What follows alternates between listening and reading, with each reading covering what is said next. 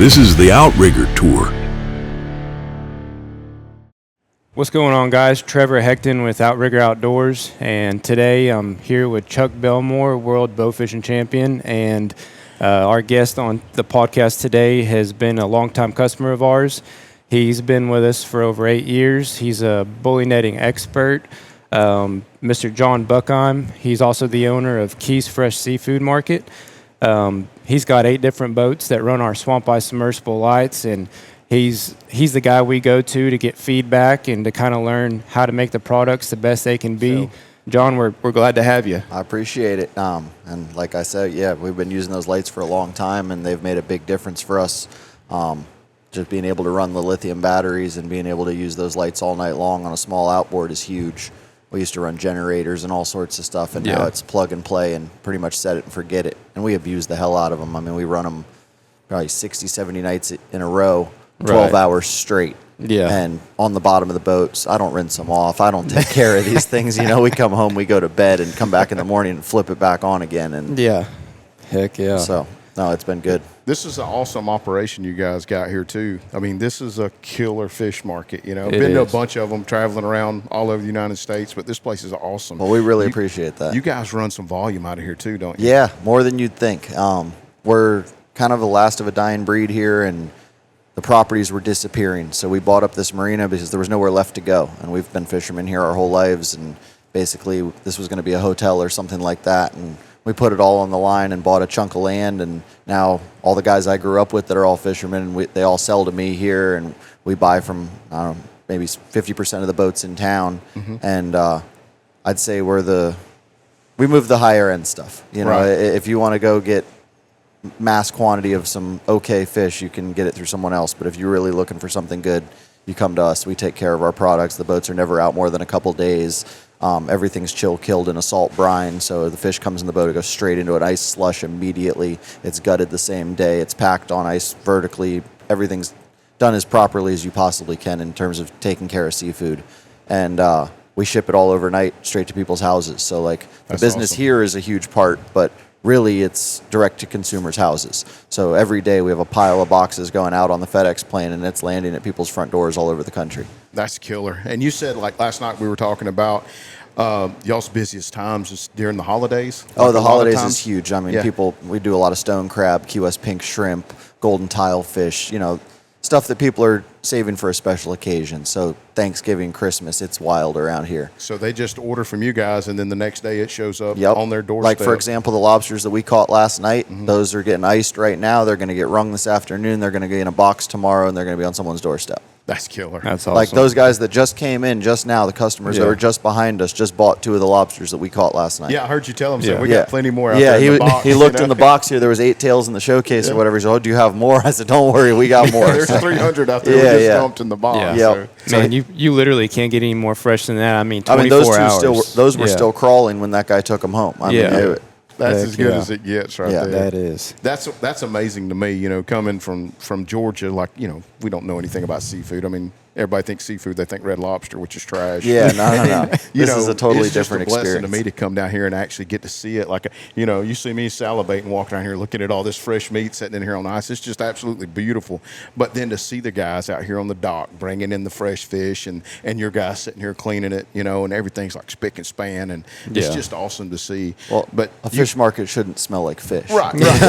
You don't want to get sick when you walk in there. Yeah. It's like I've been to one in Brazil, and I was just like, man, it turned my nose. Like, I was thinking, how in the world do these people walk around in here and buy fish when this place smells as bad as it does? Oh, it's wild. It was so hot, very little ice, you know, and then you come in one here, and it's just like a night and day. Well, people don't understand the difference in the industry. Right. Like, that's why I was saying a lot of ours gets exported, and a lot of stuff that comes into the Keys comes in because people don't know the difference. And people are learning with us, but people have never had fish that's well taken care of and fresh, and they say, "Oh, I don't really like fish." Well, here, try this. Oh my God, it's a totally different experience. So it's the people that are willing to pay for the product. That's who we cater to. Right, and that's what it takes. I mean, it takes to get that freshness. Get it overnighted. It's going to cost a little bit. Yeah, more it does. But I mean, we cut out so many people too that we're still able to offer it at a very fair price. But it's shipping overnight shipping is overnight shipping. You know, it's, Yeah. Doesn't matter if it's fish or ammo. It's going to cost yeah, you. whatever it Yeah. is, it's going to cost money. That's it. Sure. So you guys, you work here every day. We're here 365 days a year. We don't take a day off. We're here from 6 in the morning till 6 at night every day. The front doors open at 9, but we're here early. And So what part of the lobster, the bully netting especially, because that's what we're down here doing with you guys, what part of that is your business? Like, is it like a 6-month deal or big window, or just I what do all y'all different fisheries, and I'm constantly switching over. But I bully net pretty much exclusively from August 6th when the season opens through the first hurricane that comes generally. So it might be a 1-month season, it might be a 2-month season, and then we'll go throughout, like, say, Christmas a little bit. But then I start gearing over to back into fishing and stuff. But I go all night long for the whole month of August, and usually the whole month of September, sometimes into October. That's a long. They're long hours, nights, man. Yeah. But as you guys saw, we got the boats really set up for it, and they're designed for one-man operation. They're designed for everything's at your fingertips. I don't have to get out of my chair to catch the lobsters all night. Yeah, I thought it was really cool last night when we went with you, just being able to see, like, when you had the rope on the back of the net, so you could just reach, instead of having to go back there and fiddle with them and get them out. It's just so much quicker to grab that rope and pull the ass end of the net out and dump it, and you're right back in the game. Oh, yeah, and that's, like, for what we're doing, it's most people that are going bully netting nowadays, it's exploded, and there's people doing it all, and they're doing it for sport. I'm going to make money. Right. And it's moving to the next one as fast as possible. So every movement is really important for me to get to the next one. It's if you can see them lined up and they're walking away from your light. I mean, you saw the foots on the one end of the pole. You're pushing yourself to this one to catch this one, to dump this one to catch that one. It keeps moving. That's what Trevor and I was talking about. You know, we were lucky enough to go with Chris the night before, and he's more set up for the comfort. You know, he's about taking clients and showing them the experience and having a good time, and that's great. And then you come with you. And you're kind of like me. Like, it's the difference between a recreational bow fisherman and a guy that's going out there to win. Yep. It's like you said, every movement's calculated, because when you do it 1,000 times a night, if you have to take one extra step, that's 1,000 extra steps you had to take. And it wears you out. And it wears out your accuracy, it wears out your mind, and it wears out your equipment. Well, that's spearfishing. I do a lot of deep spearfishing, and I use one gun. And for 18 years now or something, I've used this one gun. And everyone else has all my guys that I would dive with on a daily basis, this is my gun for wahoo, this is my gun for grouper, this is my... I don't know, fuck you, I have one gun. And why do you have one gun? Because I know how it shoots. I never miss with it's like pointing my finger at a stop sign. It might it might not be the perfect gun for everything, but I know where it hits. And if I hit a fish in the brain, it's over. I don't care if it's set up for it or not. Right. So it's definitely with the efficiency. And that's spearfishing. I'm doing 200-foot dives. We have 6 minutes. Wow. So you're trying to catch 6-8 fish in 6 minutes before you run out, and you're all narked out because you're 200 feet underwater. So it's like taking a couple shots and getting all fucked up, and you can barely see. It's limited visibility. We got sharks all around us. It's a wild thing, but every single movement is towards the next fish, and that has really the need for that in the spearfishing, I think, is carried over into all of my other fishing, and it's so important in that 6 minutes that you realize how important it is in the whole day, and it goes into every boat build I do. Right. Well, that's it, and that's a great segue for what we're going into next. Is that when people have that mindset, it's not a competitive mindset, it's a winning mindset. It's just I'm not going out here to compete, I'm going out here to win. So when you get on the water every night, it's you against them damn lobsters. It's like, I'm going to get as many legal size lobsters as I legally can get tonight as fast as I can get them so I can rest. Well, then you see people like yourselves and other people that are in outdoor sports that are competitive, but they're also successful like this in business, because all that carries over from the competitive nature. Exactly, from setting up the most efficient boat to running the most efficient business. It all is. If you have your efficient boat and then come in and sell it for the lowest price, or come in and don't have a market, then what was the point of the whole thing? So it's like it's seeing it all the way through, and I think that's just part of all of it. It's the end product. If you don't see it through to the end product, what did you really do? Right. I totally agree with you. So here at the market, you mentioned earlier about running a lot of the Outrigger lights. Just kind of tell us kind of about what your setup is and your guys run. What's the most effective? We run the yellow Outriggers. I like them for the swamp eyes. I like them for the limited visibility. We go no matter what. So like the average person that gets to pick their nice weekend day probably wants a white light because they get to go when it's clear and beautiful and it lights it up and everything is pretty. I go all night, every night, rain or shine, doesn't matter what it is, doesn't matter if it's blowing, we're going. So I need to be able to see through dirty water, and that yellow light does that for me. And we grew up on old incandescent light bulbs too, so I'm used to seeing lobsters in yellow light. Where Right. Yeah, I think it's 50-50 that I can see through the water better when it's dirty, but also it just looks how I'm used to seeing it. Trained to see them. Yeah. Yeah, and I mean, whenever we were seeing them, you can really, that warm white color really helps them like glow, it seems like. I don't know if glow's the word because people, it's not glowing. Yeah, it's like a but reflection, There I is the guess. shine on the side. Uh-huh. And when the side of their carapace is lighter than the rest, and when they stand up and are walking, you can see that shine pretty much on the very edge of your light. Yeah. And that to me is the most enjoyable. Like when it's deep water and you're going real slow picking for them, it's cool. We're getting them in the Right. boat, but it's not fun. Yeah. When you Yeah. see them out there running from you and it's moving, and then you see the next one and you're trying to hurry up to get this one out of the net, that's where I enjoy it. Yeah. And for me, it's not the catching the lobster. I've probably caught over 1 million lobsters in my life. I could give about catching another lobster. But figuring out the path and the pattern.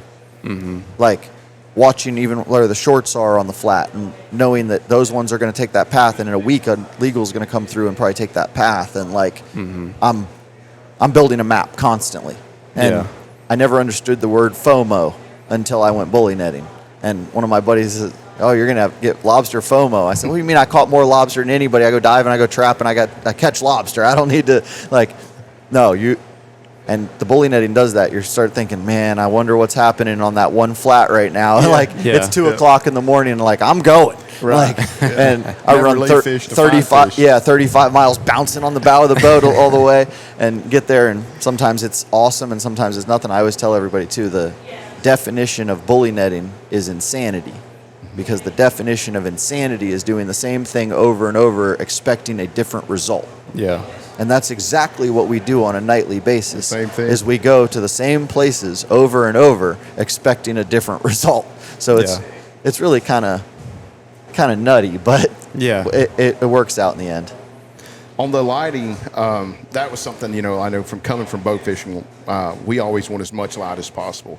But like you were explaining to us last night, sometimes too much light is a bad thing. And so like kind of what is that halo that you want to go for? I mean, I want a solid 20 feet around the boat. All our local guys fish underwater lights only, and maybe a 20, 30-foot circle, and we can work right alongside each other and not really bother one another. We try not to jump in front of each other directly, but if you're off to my side, I don't mind. And, we've always kept a respect and if you're working that flat, I'm going to go over there.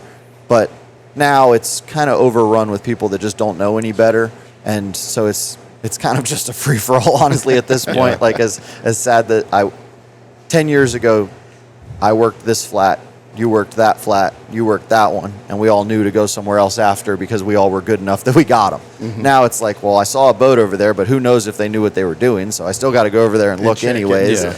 And so it's just total chaos at this point, and it is what it is. But, I think it's the lights have come so far, like you were saying, like that little light this big that runs off one little battery. Yeah.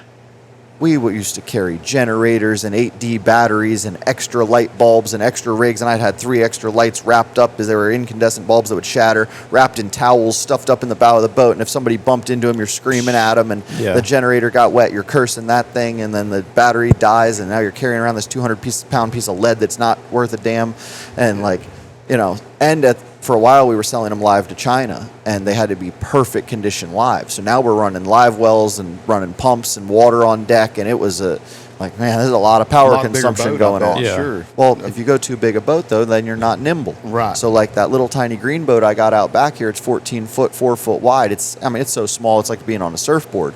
But if its conditions are perfect, I'd rather be in that boat than any other boat, because I can stop it on a dime, I can turn it around, I can back it up. I mean, that thing, I've had it since I was 12 years old or whatever, it's paid for itself 200 times over. And Right.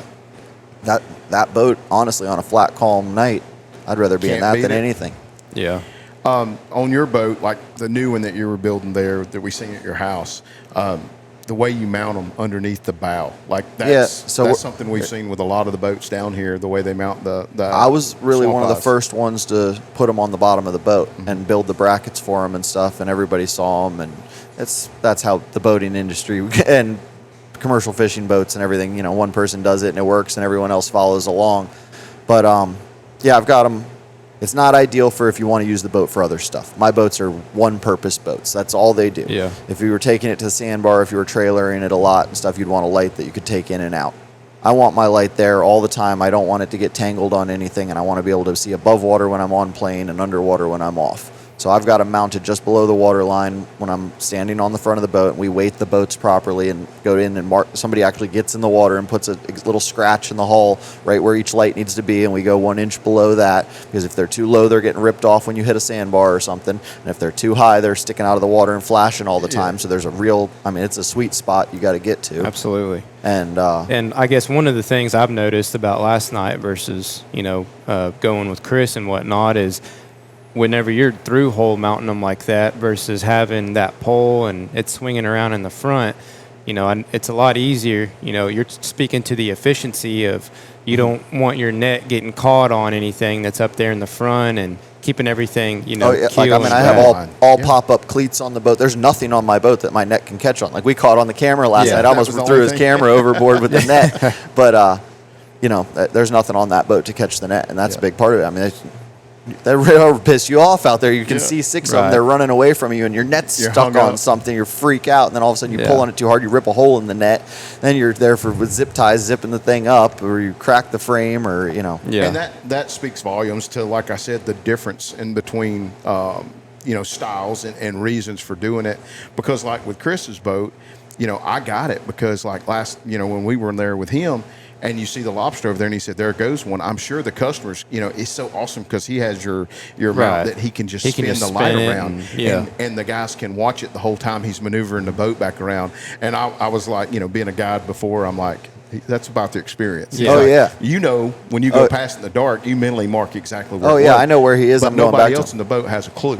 You know what I mean? It's just like bow fishing. Like I said, I equated to that. But he can spin that light bar around, and the whole time he's pulling back around, those guys can be watching and getting their net set up and all that. Yeah. Whereas you're not worried about nobody seeing it all. No. You don't want to see it till you stick the net on. Well, that it, was you guys were trying to film everything last night. I'm just so used to just catch it, just catch it, and it's like, hold on, no, just catch it. Oh yeah, I'm like, hey man, slow down, John. Yeah, slow yeah. down. And Tell- you're like, Tell us a little bit about one of your rules on doubles on Lobster. Trying to. Well, normally you would never net 2 lobsters at once, because if you touch something on the lobster, they take off, and general rule of thumb is you're much better off to separate them and catch them one at a time. But we were talking shit last night, and they were walking in pairs last night, so we ended up catching them in doubles. But Yeah. it was oh too yeah, I think perfect you to got set 2 up. or 3 doubles Yeah. last Yeah. night. After you sat Yeah. there, just told us never try to catch 2 at a time. Well, And each time they were Next perfectly one right there. They were stacked. Like if they're like this, it doesn't work. But if they're stacked, Yeah. it works. I think that's a prerequisite for your captain's license. Never do this, and Yeah. then you do Yeah, it. Just do it as soon as you anyways. get it out of Yeah. you. Yeah, Yeah. I love Man, it. it is fast. I mean, they're up in that shallow and they get close to that edge, and it's like, you and Chris both were just getting to them quick, and it's like, hey man, I don't care if you got the camera ready, we got to get this lobster right here. I mean, if they're up in the middle of a flat, you have more time. But still, Right. once that light soaks into their eyes, they start to get more alert. And you got 10 seconds or so before they become a little more Agitated. likely to move. Yeah. But when they kick off with their tail, I mean, sometimes they may only go 10 feet and stop, but a lot of times they'll go 200 feet. They take Right. off and keep kicking and keep Yeah. kicking, and you're not Yeah. going to find that thing. Yeah. Yeah, we seen a couple of them that got missed by someone. I don't mention names, but dude, when they kicked out of there, like it was like a fish running off. I'm like, dang, Oh, those yeah, things no, they are move. fast, dude. Yeah. A lot of times they'll go in like a big arcing circle, though, and kind of land back near where they Kinda like a rabbit. took off. And it's Yeah. like, you'll see one come cutting back under the boat. A lot of times I'll reach out and scoop one backwards. Like if I fuck up with the net, it'll take out on the surface, and we go out and you scoop the net inside out, and you catch them going backwards on the surface. Oh, cool. And yeah, Well, last night we seen a bunch of crabs too, which I thought was really cool. Y'all sell them here as well? Yeah, the right? spider crabs. It's not a big market. You know, we catch very few of them. We caught, I don't know, 6 last night or something. But I'll keep them in a pen for a couple weeks until we get enough that we can cook them up and serve them. And they're excellent, but there's a very small commercial market on them just because there's so few. Yeah, it's cool just to see the wildlife that's out there. You know, just Yeah, and all it the is. different stuff. You know, like I said, I'm a virgin to the underwater species in the Keys, but it's just beautiful out here, man. I'm envious of you getting to go out there every night and, and it's play awesome. on there, and I do my fingers work. You know, I know it is a lot of work, but man, that's awesome. That really is. Yeah. And then get to come in here and have a market like this where you can actually sell them, and it's your own. Oh, you know? and like right now, the lobster industry is in trouble down here right now because everybody was geared up for China, and with the tariffs and everything, they can't sell them to China. So it's low price for the fishermen right now, and like, I mean, it could be a bad thing for the lobster trap industry down here if this continues the way it is right now. Wow, that's and we're having a slow year. Like what you guys saw last night was not good. Like, Right, you know, like you guys thought it was great. I was going, oh, fuck, this sucks. You know, Chris said the same thing. Yeah. It's like he was pulling teeth, and he's like, hey, you know, apologized 100 times. I'm like, this doesn't suck, man. No, but I get it. You know what I mean? Like, yeah. you know how it is when you're used to something good and then it's mediocre. You think it sucks. oh, you know? it sucks. It's not mediocre. Oh, This really? year sucks. I mean, but that's lobster. If you think you have them figured out, that's when you screwed up. Right. You know, like there's no. I don't care who you are, how long you've been doing it. You learn some things and you get some ideas and you know a probability, but every year I'm surprised by something. You know, every year it's something I've never seen before. They're doing something totally different. We catch them somewhere we've never seen them before, you know, and weird stuff too. You know, why are they here? And like, or you'll see them come running from a direction. You're like, okay, they're coming from over there. They're all walking this way. Let's go over there. There's none over there. Like, where did they come Okay, from? let's go where they're going. Let's go over there. There's none over there. Go back to where you caught them, and there's more walking the same direction. It's like they come out of the dirt. Yeah. huh? Yeah, no, I mean, they're going somewhere, and you can figure it out if you spend some time, but it definitely throws you for a loop. Kind of talking about that, you know, last night, whenever we got off in that little inlet pass and went under that bridge, and seemed to be like a really heavy current over there, and it was kind of cool to see how that one of them lobsters would like pick up their tail and then just ride that current. Yeah, when they want to migrate, they can't expend all that energy walking for hundreds of miles. Right. So they'll sit when the tide goes one way, the way they want to go. They stand up on their tiptoes and just dance. Yeah. And now he's sailing. He's pushing a little bit, but he's just basically up there kind of just lifting his feet up off the ground and rolling with the tide. When that tide stops and turns the other way, he beds down in the grass and sits there and waits for the tide to switch again and then keeps rolling. Yeah. Yeah. And we saw some of that last night too. Just, you know, there were several times where there was a short or whatever, you barely see any lobster sticking out at all, no head, nothing. And then you see those little tentacles sticking out, and it's pretty crazy just, you know, how they kind of bed down. And Oh, they're definitely, they're smarter than we think. Like that's what I was telling you guys last night. Two of them will meet up and they'll like exchange information. Yeah. You know, they're like the click two of into them- each other. They click. They stand up on their tails kind of and face each other and do sign language basically back and forth, like series of taps crazy. and stuff on each other. And they're they're definitely relaying information. I can tell you that. You know. I think they're a lot smarter. Animals in general are smarter than we give them credit for. And Oh, absolutely. A lot of the senses, like we talked about the pressure, you know, when you have a high pressure in the winter and how they move out and stuff. I think as humans, we're just dumbed down to it. You know, I mean, hell, you hear the background noise in here. You think about the noise we get in vehicles and radios. And We're and not it's like, keyed it in just- on anything. It's just dumbed us down so much to where we're not in tune with the natural surroundings like these animals are. So, you know, no matter what it is, deer, lobsters, ducks, turkeys, everything acts a way for a reason. And it's our job as sportsmen and, you know, whatever we're trying to harvest is to figure that out and use the right tools. Right, yeah, to absolutely. cheat Well, the that's- system and get it in our favor. I mean, bringing it right back to that, like getting away from the generator. yeah. Now I'm dead silent. Now I'm working through, like, a lot of times we'll work behind neighborhoods and stuff where I don't want to piss these people off, even though I'm doing nothing wrong or illegal or anything. But, like, you know, people don't want you in their backyard with bright lights on at 2 o'clock in the morning. Like, they're going to want, what are you doing? You know, why are you here? Why is my why is my window lighting up? Why do I hear a generator running? So like now we've eliminated the generator and we have the lights underwater. We're pretty non-intrusive. You know, once they figure out, oh, they're just bully netting, they see a little bit of light and have a nice day. They're not they're going to make one pass and have a nice day, and they don't bother us. There's no sound. There's no, you know, that was a big thing. Like guys up the Keys were riding around bumping music with generators on, and neighborhoods were trying to shut down the bully netting within 300 yards of shore. And I went to a bunch of meetings and stuff, and I was like, no, like, we can't lose this. Like, everybody's got to get together. And basically, the law enforcement guys up there got with a bunch of the guys that were working up there and said, help us help you. Yeah. Like, turn the music down, shut the generators off when you can. Like, be respectful of when somebody starts complaining, just drive away, but let us know, and we'll go deal with it. So it was really cool. It was like the first time that the FWC had ever worked with the commercial fishermen around here. It was always like a headbutting. And that was the enemy. And then when that happened, we had a great lieutenant that just retired, but he came and got everybody together and said, let me help you guys. And he said, if anybody comes and yells at you guys, you just give me their address. He said, I'm not asking you to snitch. You know, I'm not going to do nothing to them. I'm going to go and inform them that you're acting within the law and not to call us about it no more. Yeah, but you guys are going to. Yeah, exactly. Yeah. Right. Yeah. So there was actually some people that were chaining off entrances to the canals and bays, and they'd like get with the guy that lived across, and they'd put a rope across so you couldn't go in. Now there's a bunch of lobster in this neighborhood in here. Now we can't get in.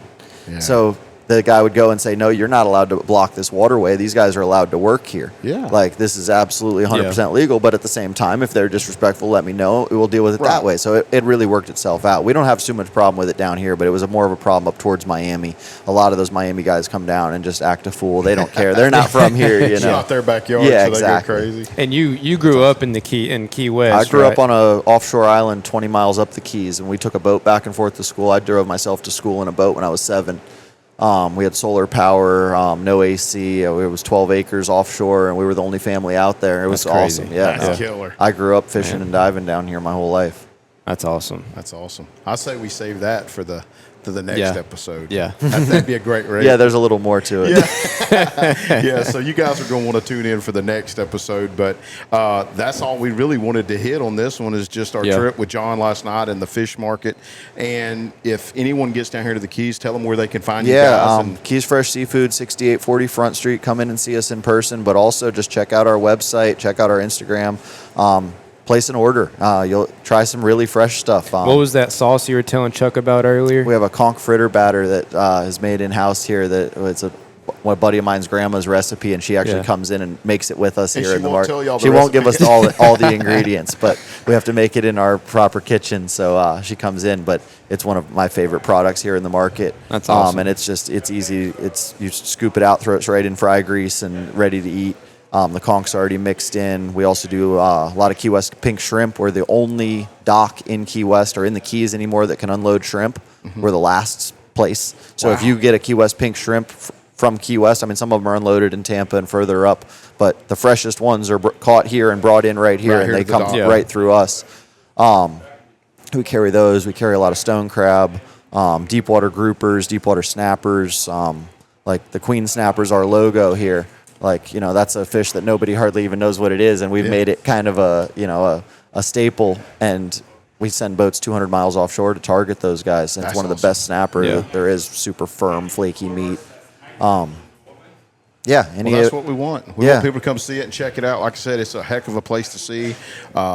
Big, huge lobster tank outside. Yeah, we got the live lobster tank outside. That's been, like, everyone loves that thing. People walk up, and it was actually an old oil containment tank that was for putting the waste oil inside the container. That was the containment for it. And it was at a place in Miami. I saw it on Craigslist, and I said, man, that thing would be a cool lobster tank. And I drove up there to get it, and the guy said, I got equipment, I'll load it. And something happened, and I guess the guy died before I got there.